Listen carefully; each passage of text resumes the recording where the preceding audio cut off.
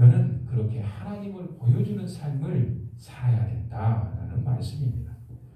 9절에 보면 선한 눈을 가진 자는 복을 받으리니 이는 양식을 가난한 자에게 줌이니라.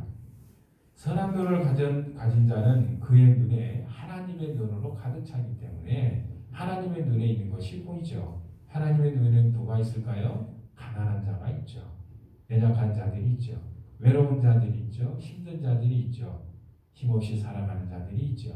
그들의 눈이 하나님의 눈에 있고 하나님의 눈에 마음을 가진 사람은 바로 선한 눈을 가져서 그런 사람을 위해서 사용을 합니다. 무엇을요? 돈을요. 재산을 쌓아두는 그렇게 악한 부자가 되지 말고 믿음과 마음을 오대양 육대두처럼 저 하늘처럼 좀 넓혀서 돈으로 재능으로 이웃과 나누면서 살아라 라는 말씀입니다.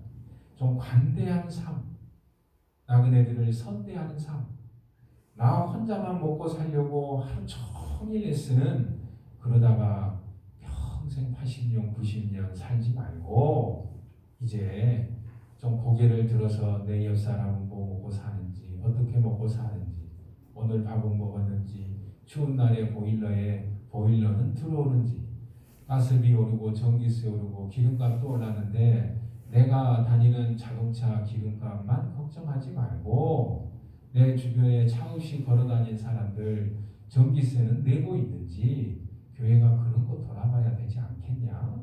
라는 거죠.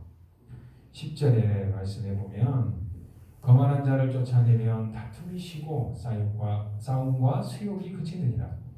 까다로운 사람을 대할 때는 정정당당하게 대하면 됩니다. 정당하고 정직하게 부끄러움 없이 사람을 대하면 특별한 문제들이 생기지 않죠. 하나님의 지혜를 가르치는 자문에는 우리의 삶에 이렇던 모든 영역들을 가르칩니다. 잠깐 한 부분만 오늘 우리가 살펴본 것이죠. 재정이나 양육이나 가치관이나 사고방식이나 세상을 대하는 태도나 이웃을 대하는 자세나 모든 영역들을 아우르고 있습니다. 그런데 자문을 살펴보지 않는다라는 거죠. 이제 우리가 해야 할 일이 있습니다. 이러한 지혜를 우리가 잠깐이라도 듣고 이해했다면 하나님의 말씀에 순종하기를 부단히 힘써야 된다라는 거죠. 지혜는 순종하는 바로 그 순종을 통해서 지혜가 실제적으로 주어지기 때문에 그렇습니다.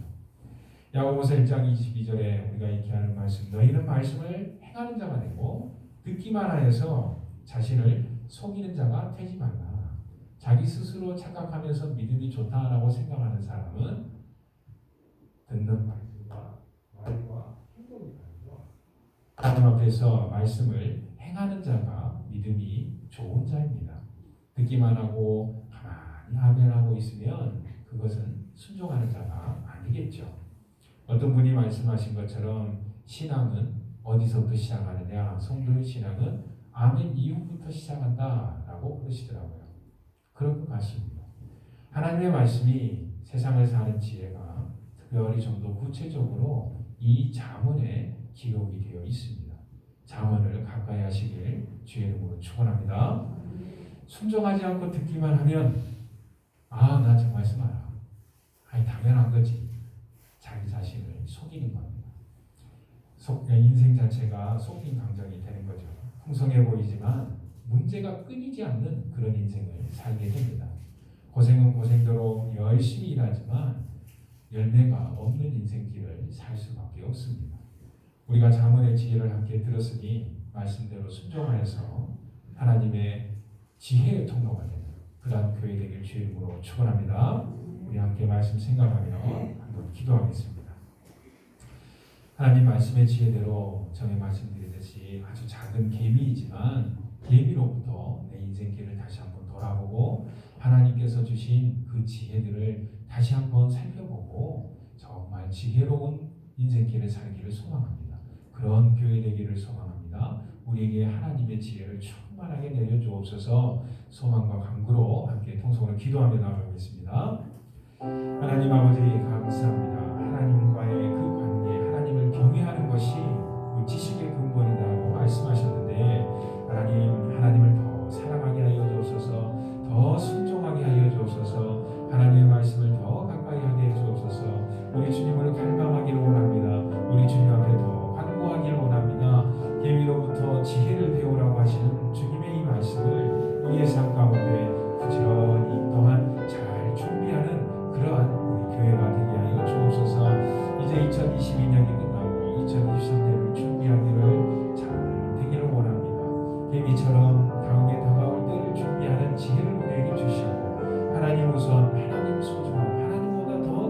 곳이 없이 참으로 우리가 무엇을 어떻게 해 나가야 될지 주님 우리에게 가르쳐 주셔서 주님만을 더 살아가서 하나님의 지혜가 풍성한 그런 하나님의 교회가 되어갈 수 있도록 우리를 도와여 주옵소서. 그러한 믿음의 순종으로 우리의 신앙 계좌가 더 풍성해지기를 원합니다. 우리의 믿음의 계좌에서 장로들이 넘치고 흘러 넘쳐서 우리의 이웃들에게 지혜의 통로, 믿음의 통로, 하나님의 백성이 어떻게 지혜롭게 살아가는가를 우리의 이웃들에게 보여주기를 소망합니다. 진실로 우리의 마음이 주님의 마음 닮아서, 우리의 눈이 주님의 눈을 닮아서, 우리의 손길이 주님의 손길을 닮아서 하나님의 교회가 되게 하여 주옵소서. 주님이 그렇게 하신 줄 믿습니다. 우리 한 번 더 기도할 텐데요. 다음 주에는 오는 주일에 선교위원회 총회가 있습니다. 한 1년 동안 우리가 선교했었던 그 하나님들을 돌아보면서 또 더 발전해 나가는 선교위원회 총회가 될 수 있도록 위해서 기도해 주시고, 교회 직분자들을 위해서 또 주일학교 다음 세대들을 위해서 기도해 주시고, 추운 겨울입니다. 우리 청년들도 많이 코로나에 걸려서 지금 고생하고 있는 중에 있습니다. 위해서 많이 회복되도록 기도해 주시고, 수술하고 또 시술로 인해서 회복되기 참 힘들고 얻는 중에 있는 우리 성도님들 생각나시는 대로 위해서 기도해 주십시오. 2023년에 지혜의 통로가 되는 그러한 교회가 되게 해주시라고, 가정이 되게 해주시라고, 이러한 기도의 제목들 가지고 우리 한번 통성으로 기도하겠습니다. 주님 감사합니다. 선교위원회 우리 총회가 있습니다. 지혜로운 총회가 되게 해주시고, 지혜로워서 어떻게 하면 하나님의 나라를 위해서, 복음의 확산을 위해서 우리가 일할 수 있는지 하나님의 지혜들이 들려지는 시간이 되게 해주시고, 방향이 제시되는 시간이 되게 하여 주옵소서. 하나님의 직분자들 주님께서 세우셨으니 하나님께서 세우신 대로 지혜로운 직분자들 되게 하여 주셔서, 또 그러한 교사들 되게 하여 주셔서, 또한 내년에 또 새로운 기관들에서 새로 임명된 하나님의 사람들 주님께서 지혜를 주셔서 하나님의 뜻대로 이루어가기 부족함이 없는 그런 은혜의 시간들 내년될 수 있도록 은혜를 더하여 주옵소서. 주님, 사람들이 많이 있습니다. 추운 날씨 때문에도 그렇고, 또한 코로나가 아직도 많이 확산하는 중에 있습니다. 주님께서 우리가 이런 것들을 믿음 가운데서, 또한 생활 가운데서 어떻게 피해갈 수 있을지 여러 가지 지식들을 또한 채워주시고 깨닫게 해주시고 알게 하여 주셔서 예비하면서 준비하면서 잘 피해갈 수 있도록, 하나님 예방할 수 있도록 은혜를 더하여 주옵소서. 하나님의 말씀이 절실히 필요한 시대를 지나가고 있습니다. 내년에는 주님 모든 곳에서 전 세계가 경제적으로 더 어렵다고 합니다. 더 힘들어지는 시대가 된다고 합니다. 하나님 우리에게 더 많은 지혜가 필요한 때입니다. 빈궁한 때, 급할 때 우리 주님께서 함께 하시지만 함께 하신 가운데서 주님의 놀라운 능력이 필요합니다. 특별히 우리 청년들 또한 가장들에게 하나님의 지혜를 주셔서 우리가 많이 도는 힘든 그때에도 하나님께서 말씀하시는 바에 집중할 수 있도록, 주님께서 우리에게 원하시는 말씀이 어떤 것인지를 잘 귀 기울여서 순종할 수 있는 지혜를 우리에게 허락하여 주옵소서. 청년의 때에, 또 청년의 때에, 또한 믿음의 가정될 때에, 어르신 바로 일할 때에, 방언의 때에 하나님의 지혜가 오시는 하나님의 뜻대로 살아갈 수 없고 우리의 인생길이 너무나도 힘든 길이 됩니다. 주님, 형통한 삶을 우리가 꿈꿉니다. 소망합니다. 예수 그리스도로 인하여서 이 모든 것이 주어질 텐데, 우리의 삶의 현장에서 바로 하나님께서 주시는 믿음과 능력으로 그렇게 살아갈 수 있도록 우리에게 은혜를 더하여 주시옵소서. 2023년 참으로 주님 기대하며 소망하며 하나님께서 주시는 지혜의 한 해가 될 수 있도록 은혜의 은혜를 더하여 주시고, 모든 하나들이 마음으로나 또한 육으로나 다 회복되어가며 은혜 가운데 세워져가는 하나님의 교회가 되게 하여 주옵소서. 은혜를 긍휼히 여겨주시고 불쌍히 여겨주셔서 오직 예수 그리스도의 이름을 위하여서, 그 이름을 위하여 복음의 나라를 위하여 더 열심히 살아가고 힘쓰는 그런 하나님의 교회가 되게 하여 주실 줄 믿습니다. 주님 감사합니다. 아멘. 우리 449장 예수 따라가며 함께 찬양드리겠습니다.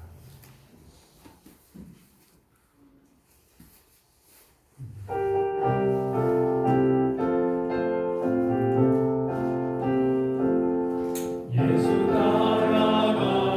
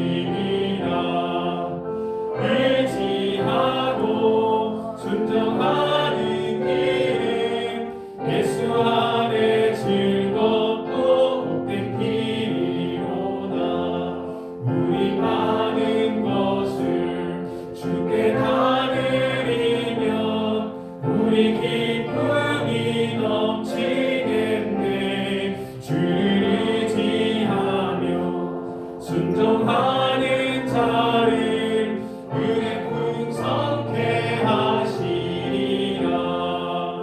의지하고 순종하는 길은 예수 안에 즐겁고 복된 길이로다. 주를 힘입어서 말씀 잘 배우고 주를 모시고 살아가세. 주를 의지하며 항상 순종하며 주가 사랑해 주시리라. 의지하고 순종하는 길은 예수 안에 즐겁고 복된 길이로다. 하늘에 계신 우리 아버지여, 이름이 거룩히 여김을 받으시오며 나라가 임하시오며 뜻이 하늘에서 이루어진 것 같이 땅에서도 이루어지리라. 오늘 우리에게 일용할 양식을 주시옵고 우리가 우리에게 죄 지은 자를 사하여 준 것 같이 우리 죄를 사하여 주시옵고 우리를 시험에 들게 하지 마시옵고 다만 악에서 구하시옵소서. 나라와 권세와 영광이 아버지께 영원히 있사옵나이다. 아멘.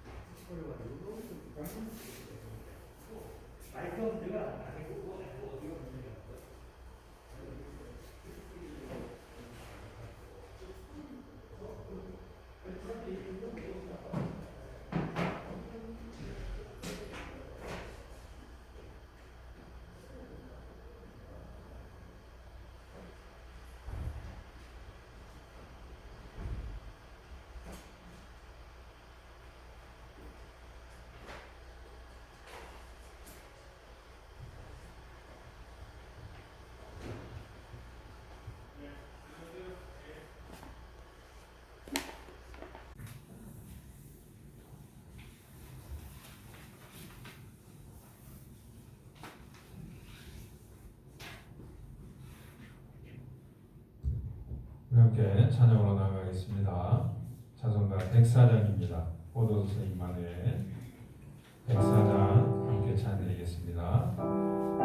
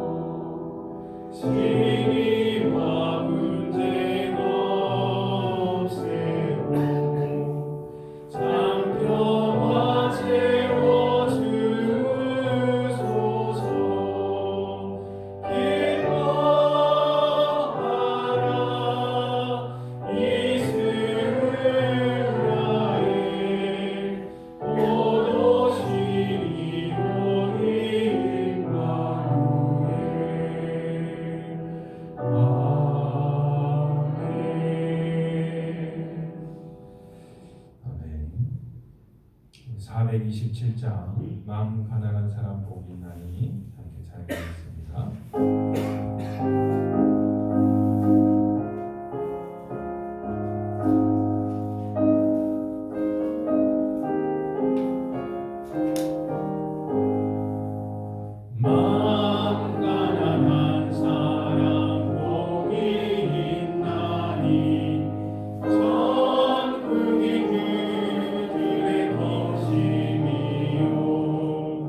그래 동안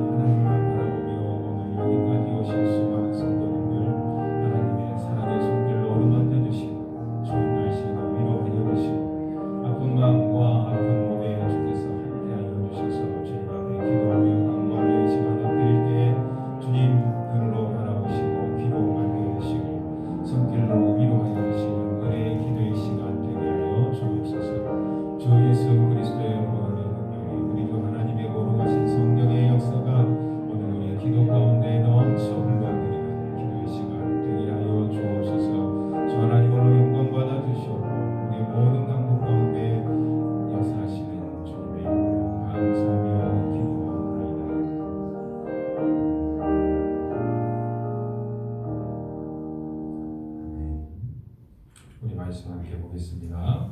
잠언 22장 1절에서부터 10절까지 말씀입니다. 함께 교독하겠습니다. 잠언 22장 1절에서부터 10절까지 말씀입니다. 많은 재물보다 명예를 택할 것이요 은이나 금보다 은총을 더욱 택할 것이니라.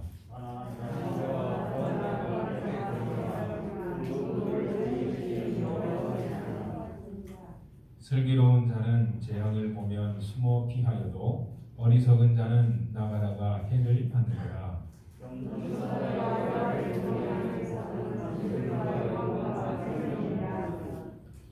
해역한 자의 길에는 가시와 월무가 있거니와 영혼을 지키는 자는 이를 멀리 하느니라.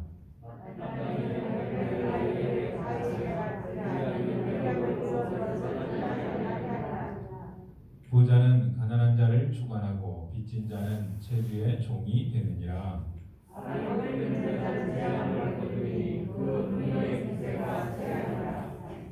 선한 눈을 가진 자는 복을 받으리니 이는 양식을 가난한 자에게 주니라. 거만한 자를 쫓아내면 다툼이 쉬고 싸움과 수용이 그치느니라. 아멘. 우리 솔로몬의 지혜를 통해서 우리의 기도의 자세와 또 어떤 기도를 하나님께 드려야 될까를 지난 2주 동안 살펴보았습니다. 오늘은 하나님께서 주시는 그 지혜가 과연 어떤 것이고 또 어떻게 얻어질까? 그렇다면 구체적으로 하나님의 백성들에게 주신 지혜는 어떻게 오길래 어떻게 우리는 살아야 될까? 그러한 내용의 말씀입니다. 우리는 지혜를 어떻게 얻을 수 있을까요? 우리가 잠언의 1장 7절 잘 알듯이 잠언의 이 말씀은 여호와를 경외하는 것이 지식의 근본이다라는 이 말씀은 성경 전체의 주제이기도 합니다. 잠언 전체의 주제이기도 하죠. 하나님을 경외하는 것, 바로 그렇게 해서 우리에게 지혜를 얻는다. 그럼 그게 무슨 말이냐라는 궁금증이 생기죠.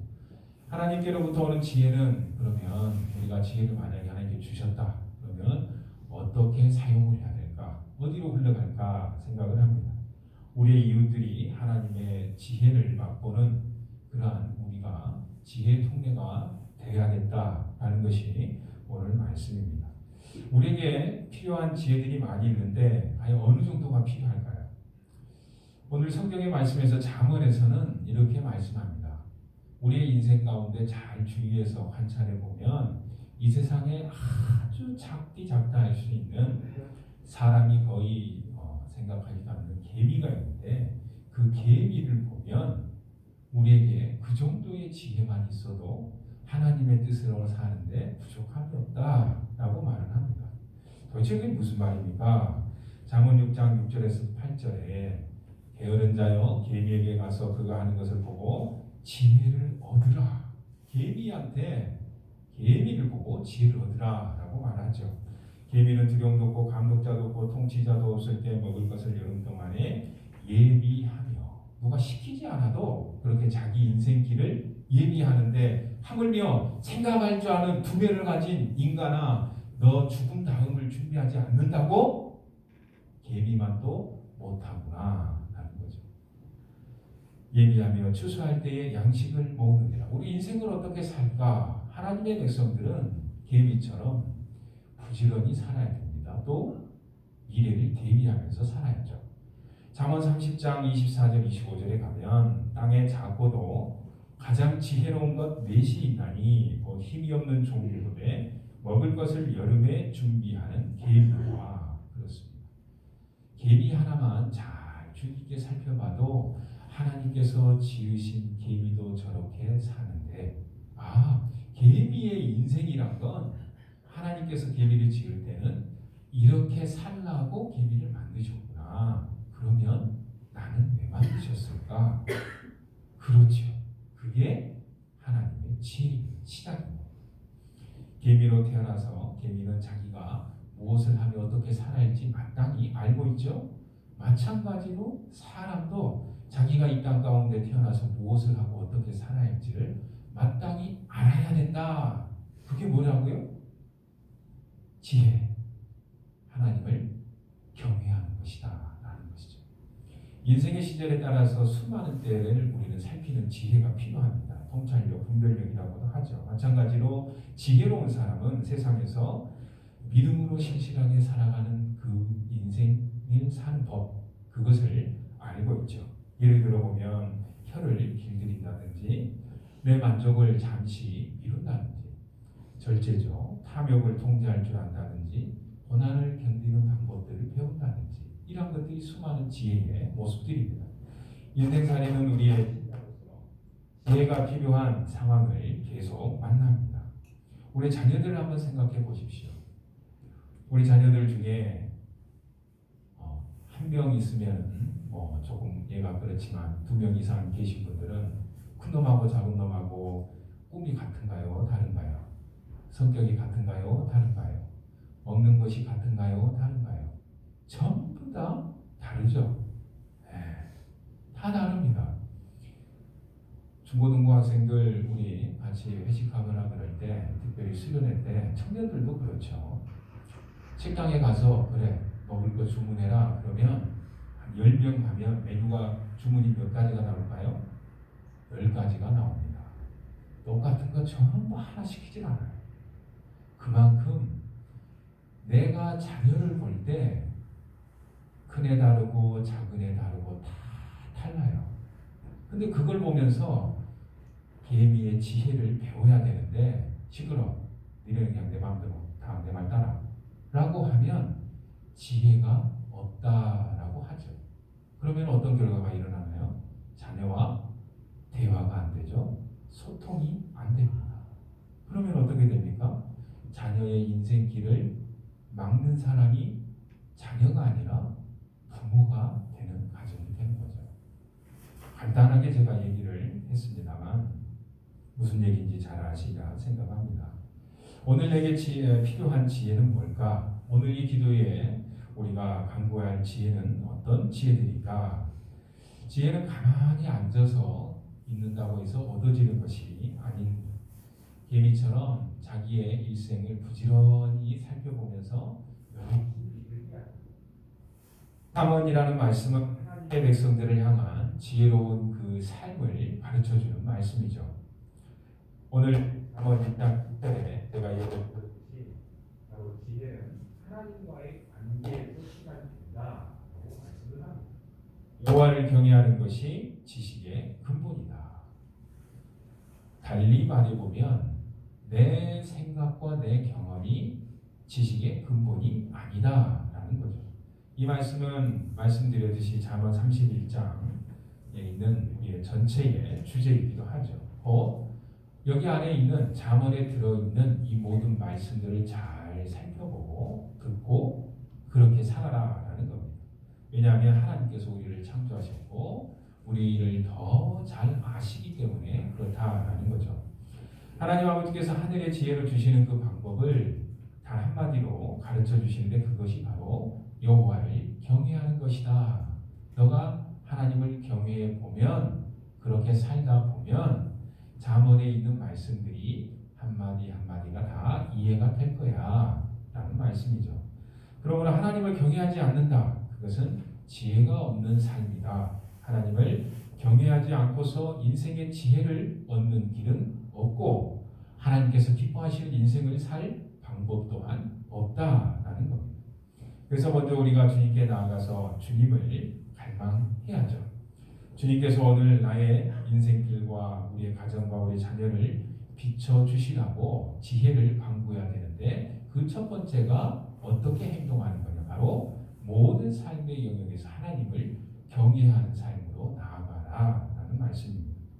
하나님을 경외하는 삶은 바로 주님보다 우선되는 것은 없다라는 것이죠. 주님보다 소중한 것은 없습니다. 주님을 항상 첫 자리에 모시는 거죠. 우리 중고등부한테 점검해보고 청년부들한테 점검해보면 우리 교회 가정에서 잘 되고 있지 않는 모습인 것 같아요. 몇몇 가정들은 잘 되고 있는데 안 되는 가정들이 훨씬 더 많습니다. 밥 먹을 때 주님을 첫 자리에 모시면 무엇을 할까요? 그렇죠. 그런데 가정에서 하지 않더라고요. 네, 아주 간단한 거지만 그것부터 하지 않는데 하나님을 찬양하고 영광 돌린다고 그건 이제 내 신앙일 수 있어요. 하나님께서 바라시는 신앙이 아닐 수 있다라는 겁니다. 자녀들이 아침에 일어나고 학교에 버스 타고 가고 학교에 도착하고 책상에 앉아서 책을 펴고 학교 수업을 끝내고 집에 돌아와서 저녁 먹고 학원으로 또 다시 갔다가 다시 학원에서 집에 와서 하루 종일 숙제를 하고 잠자리에 들고 그 순간순간마다 중고등부 학생들한테 너 자기 기도할 때마다 기도하고 출발해. 도착해서 기도해. 라고 훈련을 시키지만 부모가 먼저 그런 삶의 모습을 보여주지 않으면 잘 안 되더라고요. 그래서 어떤 결과가 벌어지나요? 자녀들이 부모로부터 하나님의 지혜를 배우지 못합니다. 그래서 그 가정에 하나님의 지혜 통로가 되지를 못하는 거죠. 하나님을 경외한다는 것은 우리의 지식이 아니고 삶의 태도다라는 것을 말씀드리는 겁니다. 하나님을 사랑하는 사람은 그렇게 사는 것이죠.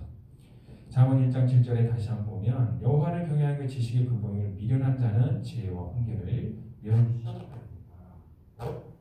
이 방법을 무시하는 것이죠. 집중하지 않고 귀를 기울이지 않고 힘을 쏟지 않을 것이죠.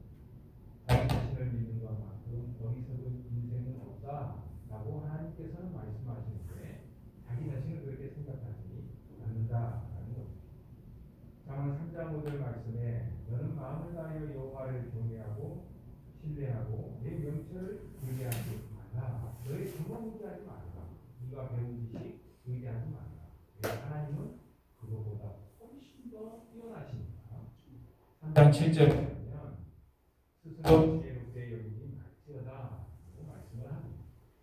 스스로를 지혜롭게 여기는 사람이 많기 때문에 그런 것이죠. 하나님을 경외하는 것과 별개로 하나님을 경외한다 할지라도 자기 자신을 지혜롭다 여기면서 인생을 살아가는 사람이 하나님의 백성 가운데 많이 있다라는 겁니다.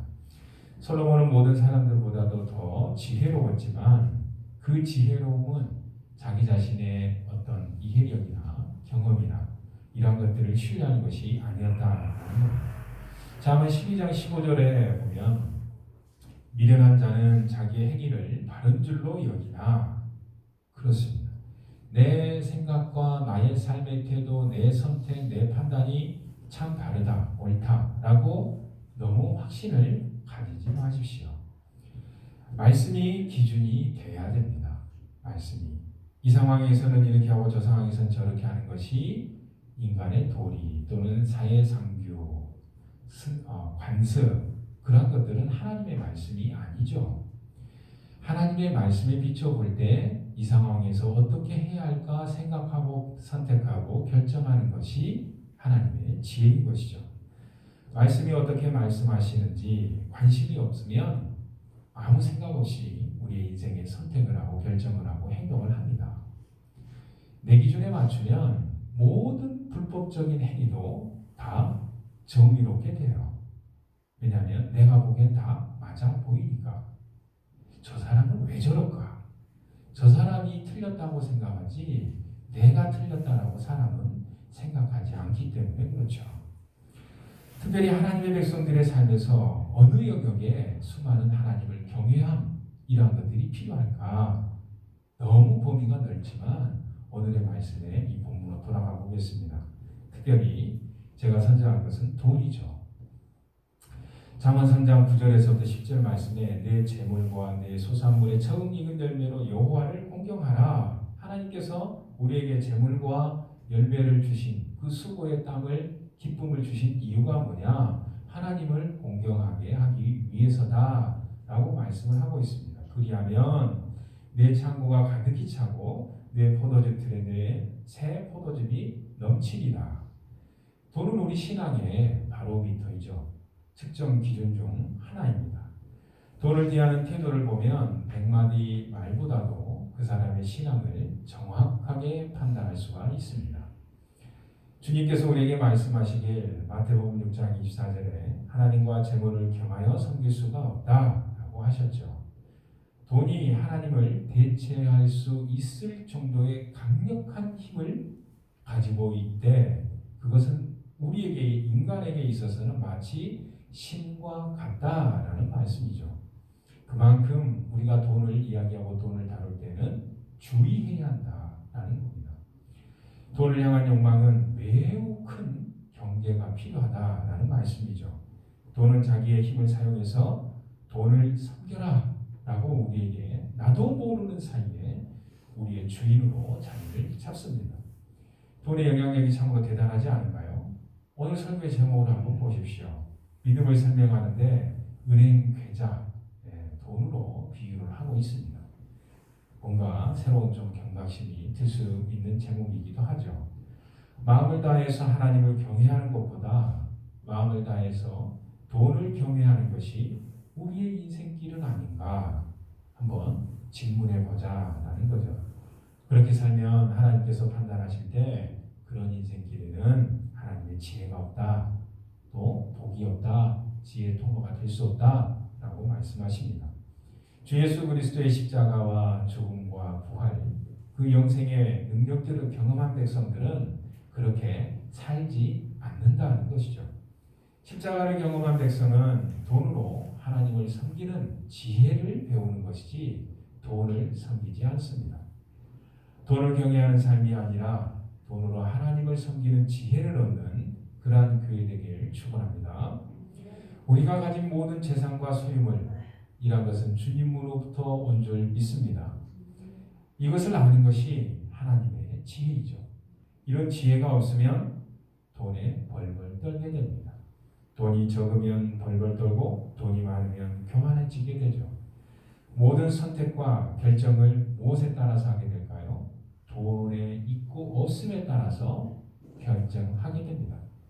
결국 돈을 꽁꽁 싸매고 너무 소중하기 때문에 내가 이 돈을 어떻게 벌었는데 하면서 아까워서 필요한 정도 이상의 저축을 벗어나서 저축이 아니라 축제를 하게 되는 거죠. 쌓아두는 것이죠. 선한 부자는 돈을 선하게 사용함으로써 복음의 사업들을 많이 합니다. 이웃에게 나누기에 힘쓰죠. 그런데 악한 부자는 돈을 자기를 위해서 사용을 하죠. 하나님의 사업을 하지 않습니다. 이웃에게 나누지도 않죠. 선한 가난한 자는 하나님의 지혜로 부요해지며 나누기에 힘씁니다. 그런데 악한 가난한 자는 돈이 없음을 불평하고 게으르고 더욱 빈곤해집니다. 부자이든 가난한 자든 돈에서 하나님을 신뢰하지 못하면 믿음을 가졌다라고 말할 수가 없습니다. 돈을 섬긴다는 증거이기 때문에 그렇죠. 그래서 아버지께서 우리를 훈련을 시키시죠. 때로는 뜻하지 않게 생각지도 않았던 수입이 우리에게 들어오기도 합니다. 또는 생각지도 못한 일이 터져서 돈이 확 빠져나가기도 하죠. 때로는 우리의 믿음의 계좌, 신앙의 계좌에서 상상할 수 없는, 감당할 수 없는 하나님의 은혜가 우리에게 부어지기도 합니다. 반대로 아무리 하나님 앞에 엎드려 울부짖어도 적막감만 흐를 때도 많이 있죠. 하나님께서는 그렇게 우리를 훈련을 시키신 거죠. 아무리 훌륭한 하나님 아버지께서 우리를 훌륭하게 훈육을 시키셔도 탕자의 비유를 보면 그것이 좋은 결과만 나타나는 것 같지는 않습니다. 탕자의 비유를 보면 잘못된 자녀, 방탕한 자녀가 있을 수 있다라는 것이죠. 하나님 아버지 앞에서 잠언이라는 인생을 살아가는 그러한 방법을 자주 듣고 배우기도 하지만 순종하지 않는 자녀가 있을 수 있다, 있기도 한다라는 겁니다. 하나님의 자녀라고 해서 예수를 믿는다고 해서 모두 복의 통로가 되는 것도 아니고 지혜를 얻는 것도 아니고 말씀의 통로가 되는 것도 아니고 지혜로운 인생길을 사는 것도 아니더라라는 거죠. 오늘 말씀의 22장 1절에 가면 많은 재물보다 명예를 택할 것이요 은이나 금보다 은총을 더욱 택할 것이니라 라고 우리에게 지혜를 가르쳐 줍니다. 농협이나 국민은행에 계좌에 있는 잔고를 수시로 확인할 그것만이 아니라 우리의 믿음의 계좌에 나의 믿음은 얼마나 쌓여 있는지, 소망은 얼마나 더 풍성해졌는지, 사랑은 얼마나 더 아름다워졌는지 그런 것들을 확인해 보라라는 거죠. 돈을 벌고 사용하고 그러한 기준이 바로 하나님의 명예, 하나님의 이름을 위해서 하나님으로부터 오는 그 은혜, 은총이 더 풍성해지기 위해서 무엇을 해라? 돈을 사용해라 라는 말씀이죠. 2절에 보면 가난한 자와 부한 자가 함께 살거니와 이 모두를 지으신 이는 여호와시니라. 가난한 자는 부한 자를 존중하고 배려하고 부한 자는 가난한 자를 사랑하고 존중하고. 왜? 이 세상의 구조 때문에 내가 아무리 노력한다 해도 모두가 부자가 되는 것은 아니죠. 모든 사람이 부자가 되었다고 해서 하나님의 뜻으로 복으로 부자가 된 것도 아니지만 반대로 가난하다고 해서 모든 사람이 다 하나님의 뜻으로 가난하게 살도록 되어 있는 것도 아니죠. 가난한 자와 부한 자는 사회의 구조상 악한 사탄이 그러한 것들을 우리의 마음에 파고들어 세상의 통치가 그렇게 만들어 가기도 합니다. 복잡한 이유들이 있죠.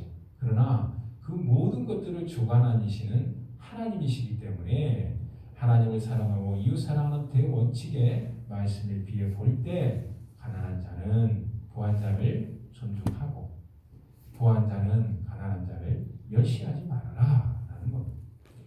인생의 평가나 그러한 가치가 혹시나 부하고 가난하고 이러한 것에 무엇을 더 소유하는 것에 있다라고 착각하면 안 된다라는 말씀이죠.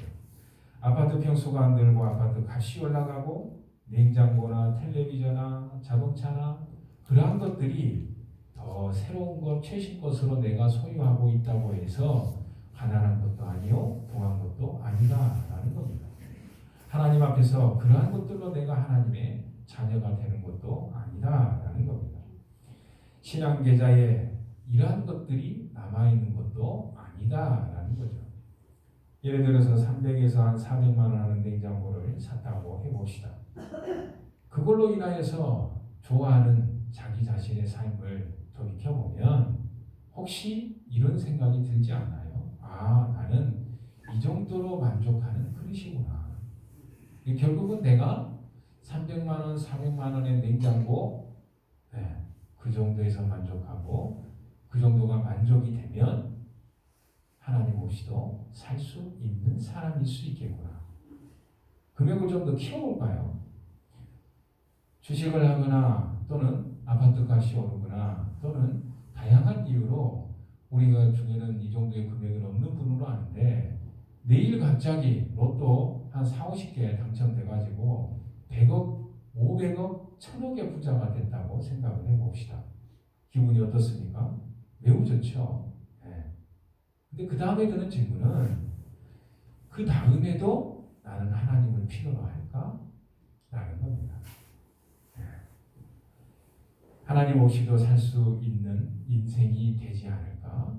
결국 나의 신앙이라는 건 돈으로 환산해 보면 얼마 정도일까? 그것이 만약에 만족이 되면 나는 하나님 없이도 살 수 있겠는데 그거는 무엇을 말하느냐? 나의 신은 하나님이 아니고 돈이다라는 거죠. 3절에 보면 슬기로운 자는 재앙을 보면 숨어 피하여도 어리석은 자는 나가다가 해를 받느니라. 어떤 사람 보면 그 사람이 손댔다 하면 무엇이든지 풍성해지는 사람이 있어요. 음식을 항상 맛있고 사람들이 막 더 여럿이 늘어나고 화목과 풍성과 기쁨과 부요함이 늘어나게 하는 그러한 사람이 있습니다. 근데 또 어떤 사람은 손만 댔다 하는 것마다 다 망해요. 뭘 했다 하면 사람들이 다 떠나갑니다. 모든 사람들이 상처를 받아요. 손해를 받아요. 망하고 비치고 그러한 사람들이 있어요. 무슨 말씀이냐? 내 자신의 한계를 모르기 때문에 그렇습니다. 내가 무엇을 할 수 있고 무엇을 할 수 없고 그것을 모르기 때문에 주변 상황이 분별이 안 되는 거죠. 슬기로운 사람한테는 지금 밖에 나가면 돌 맞아 죽는 때야. 지금은 아니야. 라고 때를 분별해서 집 안에 있는데 어리석은 자는 그런 게 어딨어. 그냥 나가는 거지. 나가다가 돌 맞아 해를 받는다라는 말씀이죠. 분별을 못하니까.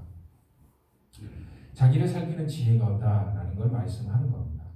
4절에 보면 겸손과 여호와를 경외함의 보상은 재물과 영광과 생명이니라. 겸손하게 살아라라는 말씀이죠. 무엇을 하든지 언제든지 그리하면 주께서 더하여 주시리라라는 말씀이죠. 우리 지난 시간에 살펴본 것처럼 이보다 더하여 주신 하나님의 은혜가 우리에게 있기를 주의 이름으로 축원합니다. 5절에 보면 패역한 자의 길에는 가시와 원무가 있거니와 영혼을 지키는 자는 이를 멀리 하느니라. 믿음을 지키며 마음을 지키며 살아라 라는 말씀이죠. 세상의 유혹과 돈에 대한 근심으로 그렇게 마음을 찌르면서 갈팡질팡하며 인생길 살아가봤자 하나님을 더 가까이 하는 삶보다 못하다라는 말씀입니다.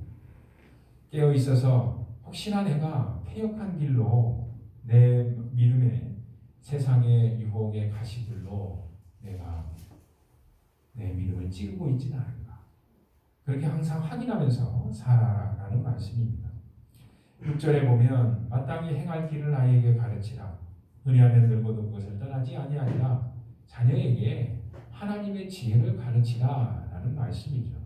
쉽지 않은 말씀입니다. 무엇을 가르치나요? 세상에서 통용되는 지혜를 대부분 많이 가르치죠. 내가 인생길 살아봤더니 내가 복음을 자녀들한테 많이 가르칩니다.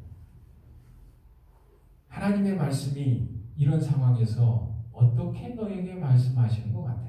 너가 기도해보니 하나님께서는 뭐라고 말씀하시니?